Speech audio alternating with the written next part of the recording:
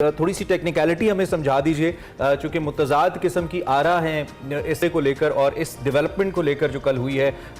Justified है ये गिरफ्तारी जिसके बारे में कहा जा रहा है कि ये तो पहले से की गई थी, और अगर पहले से की गई थी तो 24 घंटे के अंदर उनको कोर्ट में पेश करना चाहिए था, लिहाजा वो इलीगल है। आपका क्या टेक है इसके ऊपर, थोड़ा सा हमें समझाइएगा। जी, मैं भी यही समझता हूँ कि देखिए, अगर आपने इसको इंतजार कराया, ये ऑर्डर ना आया, ना किसी को ये जो कल इन्होंने मीडिया को शो किया पहले से अवेलेबल था, अगर एक्यूज कोर्ट में पेश नहीं हुआ तो उसकी कस्टडी कैसे दी गई। और इस ऑर्डर में ये नहीं लिखता जज साहब कि जी कल प्रोड्यूस करो, बल्कि लिखते हैं कि जी 30 तारीख को प्रोड्यूस करो।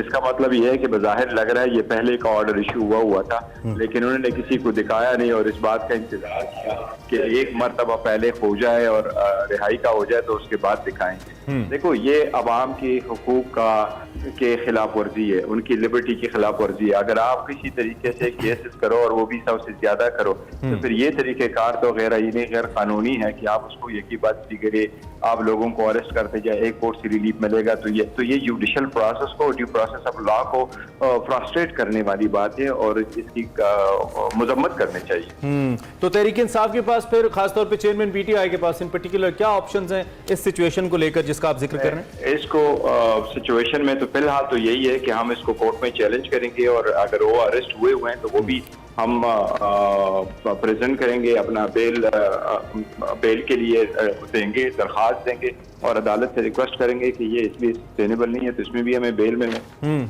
तो किस हद तक चांसेस है बेस्ट साहब, आप चूंकि इंशाल्लाह ताला इस केस में जहां तक मैं समझता हूँ तो इंशाल्लाह ताला हमें बेल मिलेगी।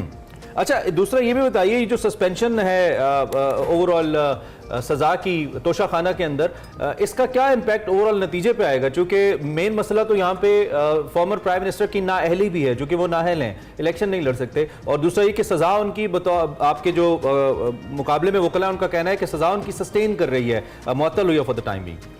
देखिए, आपकी बात टू द सेक्शन तो ठीक है, लेकिन देखो जजमेंट सस्पेंड हो गई है, सेंटेंस सस्पेंड हो गई है और उसकी रिहाई हो चुकी है इस केस से। जहां तक डिस्क्वालिफिकेशन का ताल्लुक है तो अदालत ने, ट्रायल कोर्ट ने तो तोशाखाना के केस में कोई डिस्क्वालिफिकेशन का ऑर्डर नहीं किया था।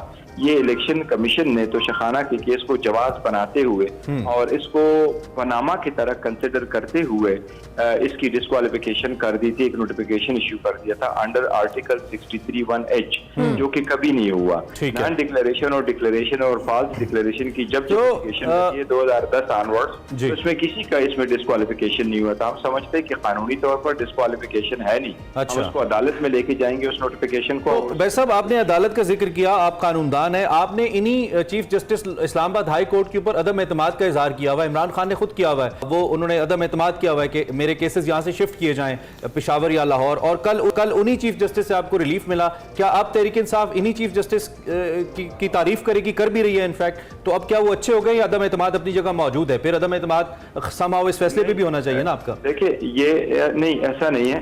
बेसिकली ये है कि ये एक आईनी कानूनी रास्ता है। जिस तरह के कि उसको कई सारे रास्ते अवेलेबल हो, वो ट्रायल कोर्ट भी जाए, वो हाई कोर्ट भी चला जाए, सुप्रीम कोर्ट जाना और यहाँ ये कहना कि जी आर्टिकल 186 ए के मुताबिक मेरे सारे केसेस इस हाई कोर्ट से उस हाई कोर्ट में ट्रांसफर करे, तो ये कॉन्स्टिट्यूशनल राइट है। अगर ऐसा ना होता और ये तस्वर किया जाता कि किसी जज को ये कहे, किसी हाई कोर्ट को ये कहना कि यहाँ मेरे केसेस ना सुने जाए, किसी और कोर्ट में चले जाए, फिर तो आइन में ये शिक ही ना होती। तो उसके मुताबिक आईनी तौर पे तो है, बिल्कुल ठीक है, लेकिन दरखास्त नहीं दी। लेकिन कानून के अंदर जो भी एक्यूज्ड होता है या जो भी जिसके ऊपर भी इल्जाम लगता है, सारी बातें उसके अपने लीगल राइट्स भी हैं, वो अपने राइट्स को परस्यू कर सकता है, और उसके अलावा कुछ इखलाकी तकाजे भी हैं। आप चूंकि कानून के तालिब इल्म हैं, कानून समझते हैं, तो इस कॉन्टेक्स्ट में मैं बात करूं कि अगर आप एक अदालत पे अदम एतमाद करते रहे और उसी अदालत से आपको रिलीफ मिल गया, तो कहीं ना कहीं फिर आपको ये कहना पड़ेगा कि हम गलत अदम एतमाद कर रहे थे, अदालत ठीक चल रही थी।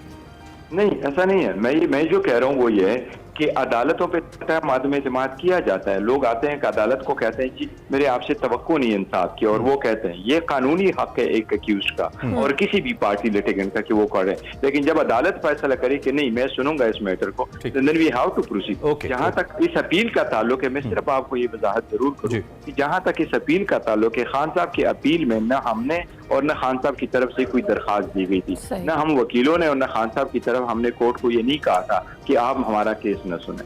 ओके ओके भाई साहब, थैंक यू वेरी मच, बहुत शुक्रिया आपने हमें ज्वाइन किया और अपना नुक्ता नज़र तहरीक इंसाफ की तरफ सामने रखा। उन्होंने कहा जी एक तो सज़ा अगरचे के कानूनी तौर पर सस्टेन कर रही है, लेकिन मुअत्तली के बाद जो केस की शक्ल है वो नहीं रही जो पहले थी, और नाअहली उन्होंने कहा जी कॉन्स्टिट्यूशनली अगर आप देखें लीगली हुई ही नहीं है, इसको हम परसू करेंगे और कोर्ट के अंदर जो दूसरा केस है FIA वाला साइफर वाला, उस पर उन्होंने कहा जी हम बेल अप्लाई करेंगे और हमें उम्मीद है कि उसमें भी चेयरमैन तहरीक इंसाफ को बेल मिल जाएगी।